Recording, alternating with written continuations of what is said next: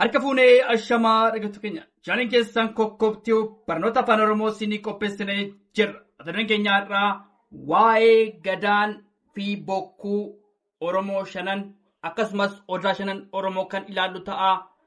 Nu waliin turaa, hordofaa, sabskiraayib, sheerlaayik gochuu hin dagatiina. Namoonni bakkuma jirtan teessanii barnoota afaan oromoo, barnoota afaan ingilizii, barnoota afaan amaariffaa fi herreega dabalatee kanneen biroos barachuu warra fedhii qabdan bilbila keenya yuutuub irra jiruutiin nuuf bilbiluu dandeessu. Karaa immoo karaa waatsaappii, karaa telegiraamii, karaa vootimii nuuf bilbiluu dandeessu. Kan si wajjin turu ani barsiisaa Beenyaatii. Waan dhaggeeffataniif hedduu galatooma. Mata dureen keenya irraa gadaan, bokkuun fi odaan oromoo shanan kan laalu ta'a. Keessa deebiidha tolee. Keessa deebiidha. Gadaan fi bokkuun oromoo shanidha. Innis gadaa meelbaa tolee. Gadaa meelbaa tokkumaanni gadaa shanan keessaa tokko gadaa meelbaati. Gadaa meelbaa, gadaa roobaalee, gadaa roobaalee, gadaa birmajjii, gadaa birmajjii, gadaa michillee, gadaa michillee, gadaa duulloo. Isaan kumaan gadaan oromoo meeqaa? Shanidha. Tole, isaanis gadaa meelbaa, gadaa roobaalee, gadaa birmajjii, gadaa michillee, gadaa duulloo. Isaan kun shanan gadaa oromoo shanan kan jennuuni isaan kana. Tole, gadaa meelbaa, gadaa roobaalee, gadaa birmajjii, gadaa michillee, gadaa duulloo kan jennu isaan kun shanammaanni gadaa oromoo shanan. Tole, fi bokkuu. Tole, bokkuun oromoo shanidha. Tole, bokkuun oromoo shanidha. Innis maanni bokkuu kallachaa. Tole, bokkuu kallachaa jenna. Ni jalqabaman bokkuu kallachaa, bokkuu biifaa. Maani bokkuu biifaa, bokkuu diikaa, bokkuu biifaa, bokkuu diikaa, bokkuu roobaa. Tole, bokkuu roobaa, bokkuu horaa. Irra deebinaa. Bokkuu shanan oromoo isaanis maanni bokkuu kallachaa, bokkuu kallachaa jenna. Bokkuu biifaa, bokkuu biifaa, bokkuu diikaa, bokkuu diikaa, bokkuu roobaa, bokkuu roobaa, bokkuu horaa, bokkuu horaa. Isaan kun maanni gadaa fi bokkuu shanan oromooti. Tole, gadaa fi bokkuu shanan oromoo gadaa meelbaa, gadaa roobaalee, gadaa birmajjii, gadaa michillee, gadaa duulloo. Bokkuu kallachaa, bokkuu biifaa, bokkuu isaan kun immoo bokkuu shanan warra jennuun. Tole, isaan kana bokkuu shanan warra jennudha. Bokkuu kallachaa, bokkuu biifaa, bokkuu diikaa, bokkuu diikaa, bokkuu roobaa, bokkuu roobaa, bokkuu horaa, bokkuu horaa jennee isaan kana maanni gadaa fi bokkuu shanan gargaritti baafneet bifa salphaatiin ilaaluu dandeenya. Bifa salphaatiin maanni ilaaluu dandeenya. Gargar qoonnee ittaan sun ammoo gadaa shanan Oromoo kan ilaalu ta'a tole. Gadaa shanan kan ilaalu ta'a. Nu waliin turaa hordofaa. Tolee itti fuunee jirraa asirratti immoo odaa shanan kan ilaallu ta'a. Odaa shanan Oromoo kutaa lammaffaa. Tole kutaa tokkoffaa kanan dura ilaalee turre kutaa lammaffaadha kun. Kutaa lammaffaa odaa shanan Oromoo kutaa lammaffaa fi bakka itti argaman. Isaan kun maal bakka itti argaman. Bakka itti argaman wajjin. Tole fakkeenyaaf odaa nabee shawaa bahaatti argama. Shawaa bahaadha. Odaa nabee shawaa bahaatti argama. Ittaansuudhaan odaa bultuumidha. Odaa bultuum Harargeetti argama. Odaa bultuum Harargeetti argama. Odaa shantu jira. Odaa shanan kana keessaa odaan nabee shawaa bahaatti argama inni irraa. Odaa shanan isaanis maanni odaa nabee, odaa bultuum, odaa bisil, odaa roobaa, odaa bulluq. Isaan kun odaa shanan tole. Odaa nabee, odaa bultuum, odaa bisil, odaa roobaa, odaa bulluq.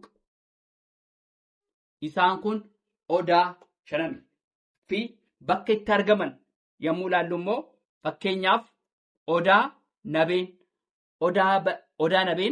shawaa tole shawaa bahaatti argama. Odaa nabeen shawaa bahaatti argama. Odaa nabee. Odaa bultuum Harargeetti argama tole. Harargeetti argama. Innis maanni odaa bultuum Harargeetti argama. Odaa bisil shawaa lixatti argama. Shawaa lixatti kan argamu maanni odaa bisil. Odaa roobaa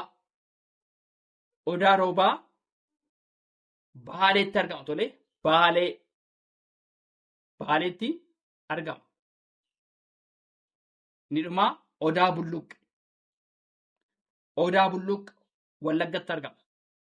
Wallaggatti argama. Odaa bulluq tole. Keessa deebinaa odaa shanan keessa deebinaa fi bakka itti argamanidha. Kan ilaalaa jirru odaa shanan fi bakka itti argamanidha. Tole odaa nabee kutaalee Oromiyaa keessatti shawaa bahaatti argama. Kutaalee Oromiyaa keessatti odaan nabee kutaalee Oromiyaa keessatti shawaa bahaatti argama. Bakka itti argamudha. Shawaa bahaatti argama. Ittaansuudhaan odaa bultuum kutaalee Oromiyaa keessaa Harargeetti argama. Bakki itti argamu maanni Harargeetti argama jechuudha. Odaa bisil inni sadaffaan kun maanni odaa bisil jenna. Kutaalee magaalaa Oromiyaa keessatti yookaan immoo kutaalee Oromiyaa keessatti bakki itti argaman odaa bisil shawaa lixaadha.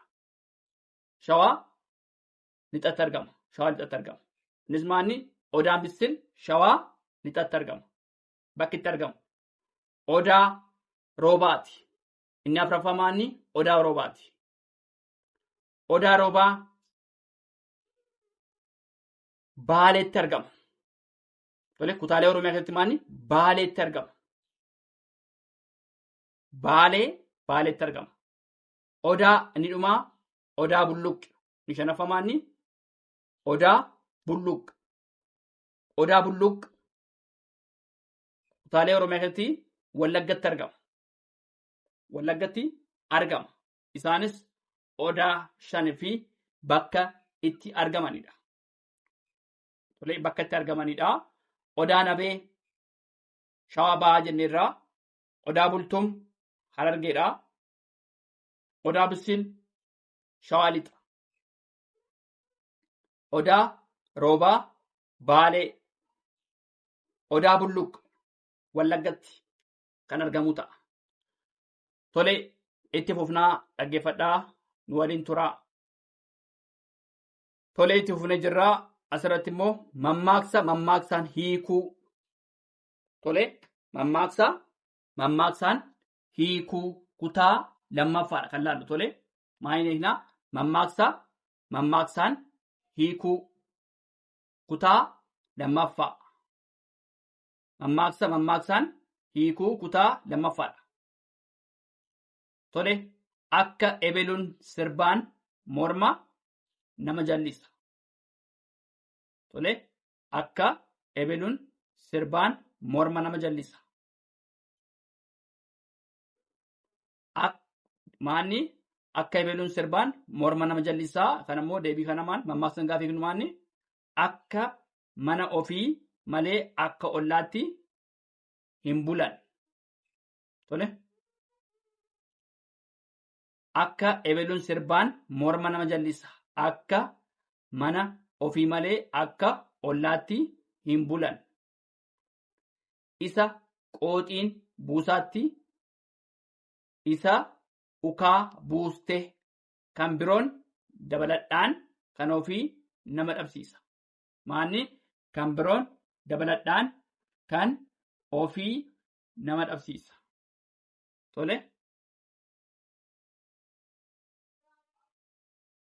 Tole isa qooxiin buusaatti isa ukaa buuste kan biroon dabaladhaan kan ofii nama dhabsiisa. Tole mammaaksa boru hin beekneen qoda bukoon ishee sagal. Tole boru hin beekneen qoda bukoon ishee sagal. Kana gaafa mammaaksaniif numaanni kan qabdu har'a fixxee booda rakkatte yookiin immoo qusannaa wallaalte jechuudha. Boruu hin beekneen qoda bukoon ishee sagal. Kan qabdu har'a fixxee booda rakkatte yookiin immoo qusannaa wallaalte. Akka cabanitti okkolan. Akka cabanitti okkolan. Ammuma waa arganitti waa odeessan. Maanni mammaaksi kun maanni akka cabanitti okkolan kan jedhu maanni ammuma waa arganitti waa odeessan. Jabbiin ootu hin mar'attu. Jabbiin ootu maanni hin mar'attu. Tole yoo waa argatan hin wawwaatan. Maal ta'a? Jabbiin ootuu hin mar'attu. Yoo waa argatan hin wawwaatan. Tole mammaaksa kana keessa deebina tokkichaa keessa deebina. Mammaaksaan hiikuu kutaa lammaffaadha. Akka ebeluun sirbaan morma nama jallisa. Maanni hiikuunsaa mammaaksatti gaafa jiru maanni akka mana ofii malee akka ollaatti hin bulan. Akka mana ofii malee akka ollaatti hin bulan. Isa qooxiin buusaatti isa ukaa buuste. Tole mammaaksa kana gaafa hiiknu maal ta'a? Mammaaksa gaafa hiiknu maal? Kan biroon dabaladhaan kan ofii nama dhabsiisa. Kan biroon dabaladhaan kan ofii nama dhabsiisa. Boru hin beekneen qoda bukoon ishee sagal. Mammaaksa gaafa hiiknu maanni kan qabdu har'a fixxee booda rakkatte yookiin immoo qusannaa wallaalte. Qusannaa wallaalte. Akka cabanitti okkolan. Akka cabanitti okkolan. Ammuma waa arganitti waa odeessan. Akka cabanitti okkolan. Ammuma waa arganitti waa odeessan. Jabbiin hootu hin mar'attu. Jabbiin hootu hin mar'attu. Maal ta'a? yoo waa argatan hin wawwaatan. Jabinootu hin mar'attu yoo waa argatan hin wawwaatan. Maal ta'a? Deebii mammaaksa kana yookaan immoo mammaaksaan hiikuu.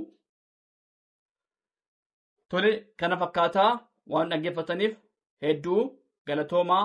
Subscribe, share, like gochuu hin dagatinaa. Horaa bulaa deebana.